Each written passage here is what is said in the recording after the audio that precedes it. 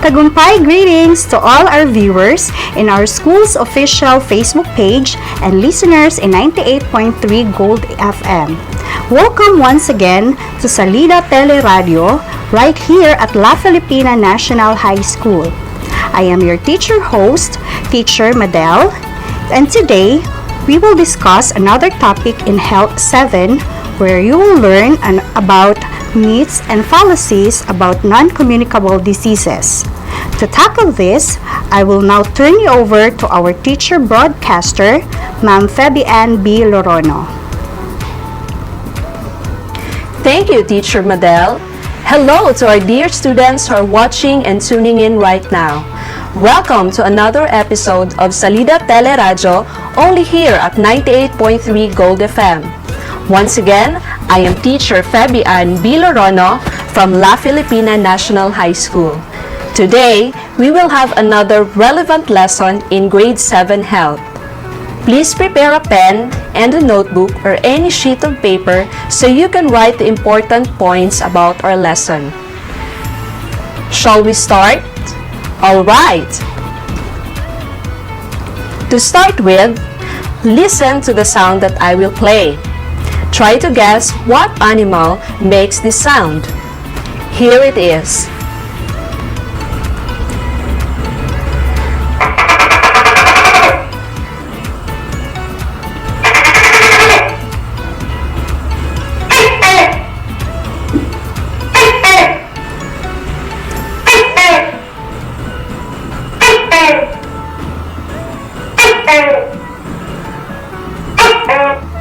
Do you know what animal makes this sound?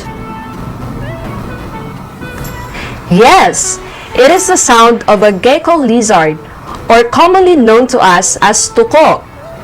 But did you know that eating gecko lizard or tuko is believed to cure asthma?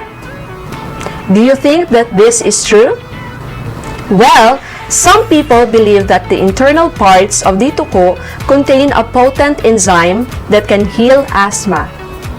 But health officials deny this report as myth, claiming that no medical research has been done to back up such claim. Based on the trivia that we had, what do you think is our lesson all about? Yes, our lesson is about the myths of non-communicable diseases. As we begin, let us have our objectives. First, recognize myths and fallacies about non-communicable diseases. Second, analyze the impact of false beliefs on one's health and put right myths and fallacies of non-communicable diseases by countering them with facts. All these three objectives will lead us to our most essential learning competency, which is to correct myths and fallacies about non-communicable diseases. Before going any further, first let us know the meaning of these three important terms. Myth is an idea that is believed by many but is not true. Fallacy is a mistaken belief, especially one based on incorrect explanation. On the other hand, facts is something known to be true by actual experience and observation. Now, let's play a game called Facts or Fallacy. Try to guess if the following health-related beliefs about non-communicable diseases is a fact or a fallacy. Let's begin. First, heart disease is inherited. Is this a fact or a fallacy? This is a fallacy because heart diseases such as coronary heart disease and heart valve disease are caused by unhealthy lifestyle and not heredity. Poor eating habits, inactive lifestyle, and smoking make a person at risk to develop heart problems. Next, dialysis cures kidney failure. Is this a fact or a fallacy? This too is a fallacy because dialysis does not cure kidney failure. It carries out the function that kidney is no longer capable of doing, and it only helps in prolonging survival in patients with severe kidney failure. Let's proceed to the third one. Trauma or getting hit in the breast causes cancer. Is this a fact or a fallacy? This is a fallacy. Trauma to the breast can create bruising or swelling, which can be uncomfortable to touch. But there is no evidence that this causes cancer. Another one is it is okay to stop taking medicine for hypertension as long as you don't feel any symptoms. Is this a fact or a fallacy? Well, this is a big fallacy. Uncontrolled hypertension is a silent killer that can lead to heart attacks, kidney failure, and strokes in the long run. Even if you don't have any symptoms, it's important to keep taking your normal medications and controlling your blood pressure to preserve your body's crucial organs. People who are still young can have diabetes. Is this a fact or a fallacy? This is actually a fact. With risk factors such as obesity or being overweight and having no exercise, even the young people can develop type 2 diabetes, which is a lifestyle-related health problem. And lastly, some types of cancer are caused by supernatural beings known as maligno. Is this a fact or a fallacy? You are right. This is a fallacy. Filipinos, especially the indigenous people, have a lot of faith in supernatural creatures. Na maligno in particular is a belief that an illness is caused by a supernatural or mystical force intervening. However, there is no scientific proof that supports this belief. Alright, this time, let's hear a research article. Listen carefully and understand what the article says. Later on, as we will have our discussion questions, you are to analyze how myths and fallacies affect one's health and why is it important to correct them. Are you ready to listen? Here it is.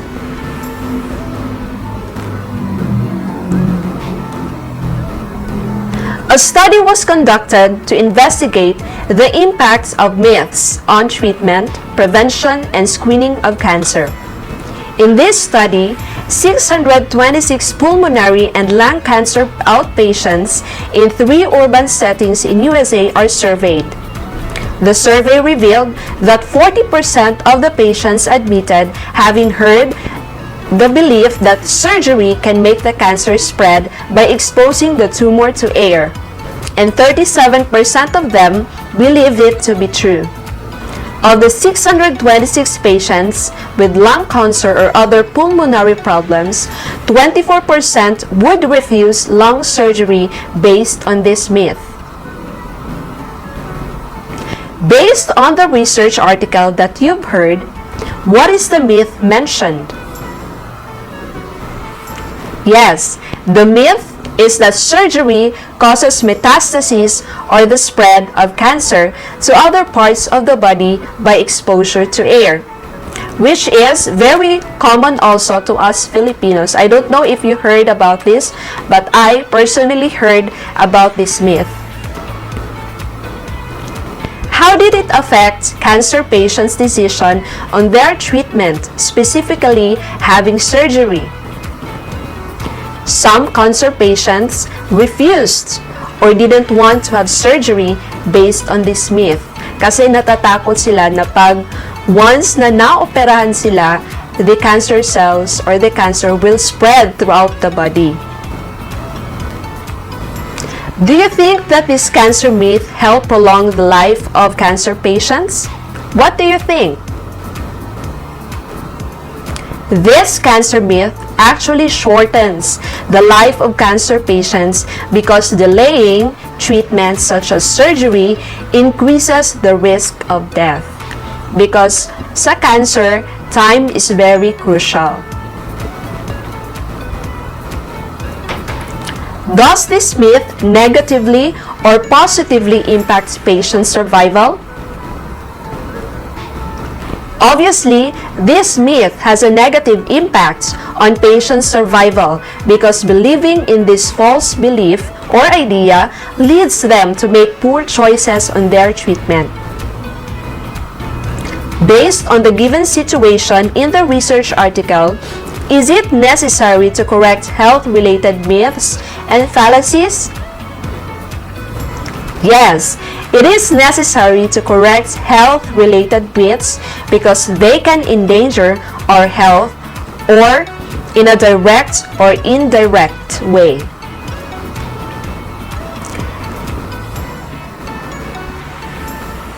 As Mizra and Castor wrote, our thoughts and emotions follow our beliefs and create the attitudes, assumptions, expectations, and behaviors that determine how we react to life events and what we think is possible.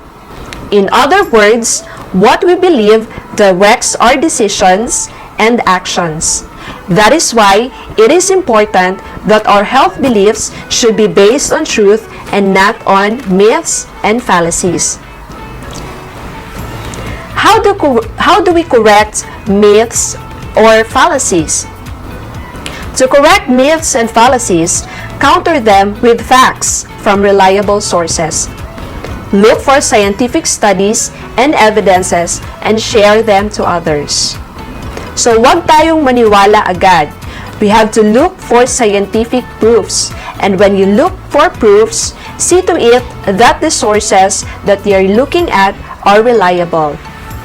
And when you have proven that the information that you got is really true and based on science, then share it to others.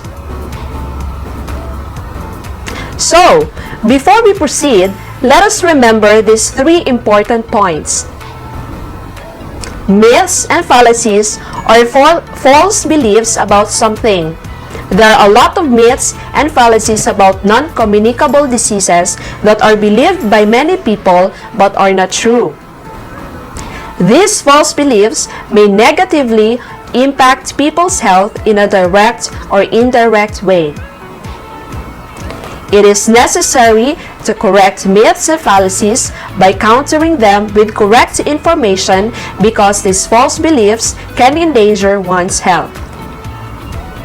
This time, try to apply what you have learned. Listen to a scenario that shows the prevalence of a health myth. Then select the actions that are necessary to counter this false belief. I will give you 10 seconds to choose your answers. If you are ready, listen carefully. In your community, a myth about diabetes has been circulating. People believe that eating foods high in sugar is the cause of diabetes. Even your parents are convinced of this belief. As a result, they have forbidden you to eat chocolates and cakes, which are your favorite. You ask your parents how sugar caused diabetes, but they could not explain it. Doubtful, you are determined to search for the truth. What actions are you going to take? Select all that apply. Letter A. Search for studies and researches related to diabetes. Letter B. Look for information from Facebook and share it to others. Letter C. Ask for information from healthcare workers in the barangay health center. Letter D. Interview someone you know, a relative or a neighbor who is diagnosed with diabetes. Your 10 seconds starts now.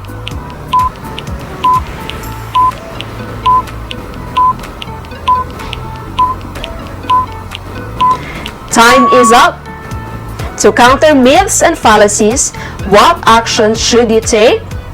The correct answers are letter A. Search for studies and researches related to diabetes. Letter C. Ask for information from healthcare workers in the barangay health center. And letter D. Interview someone you know, a relative or a neighbor who is diagnosed with diabetes. Good job, students! I believe that you are now ready to take our assessment. This is a multiple choice type of test. Listen carefully and choose the letter of your answer. Let's have the first question. Which of these statements describes myth or fallacy? Letter A. It is based on facts. Letter B. It is a result of a scientific study. Letter C. It is believed by many people but are not true. Letter D. It is proven true and accurate through experiments.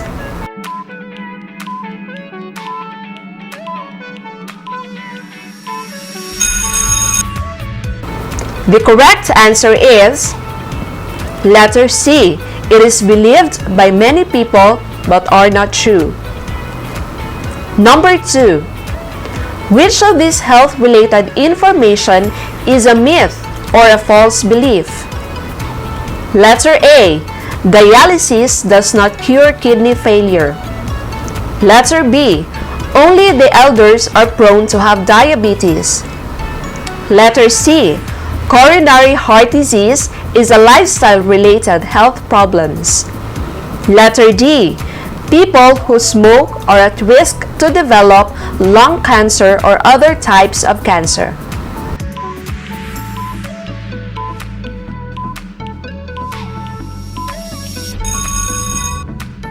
The correct answer is letter B. The elders are not the only ones who are prone to diabetes. Children, teenagers, or even young adults can develop diabetes due to poor health habits. For the third question, why do we need to correct myths and misconceptions about non-communicable diseases? Letter A. We don't want to be labeled as backward or uneducated. Letter B. Our healthcare providers will get mad if we don't follow their advice. Letter C. We need to change our beliefs to keep pace with the changing times. Letter D. Following myths and misconceptions can lead to poor health choices which can endanger our health.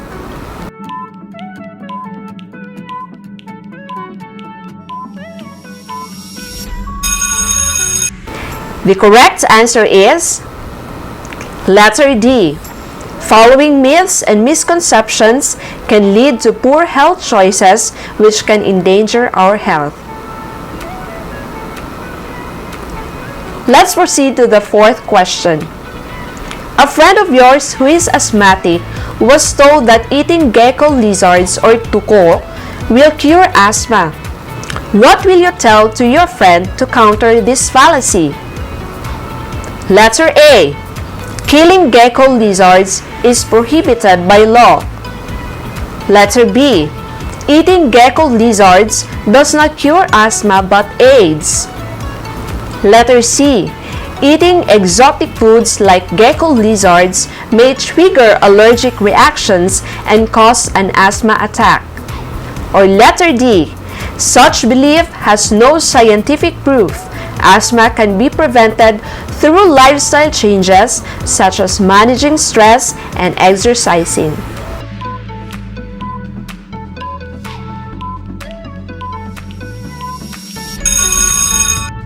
The correct answer is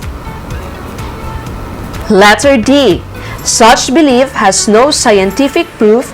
Asthma can be prevented through lifestyle changes such as managing stress and exercising.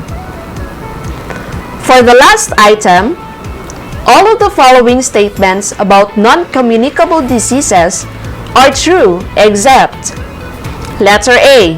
It can affect the rich and poor. Letter B. It can affect the young and old. Letter C. It is caused by unhealthy lifestyle. Letter D. It is caused by supernatural beings.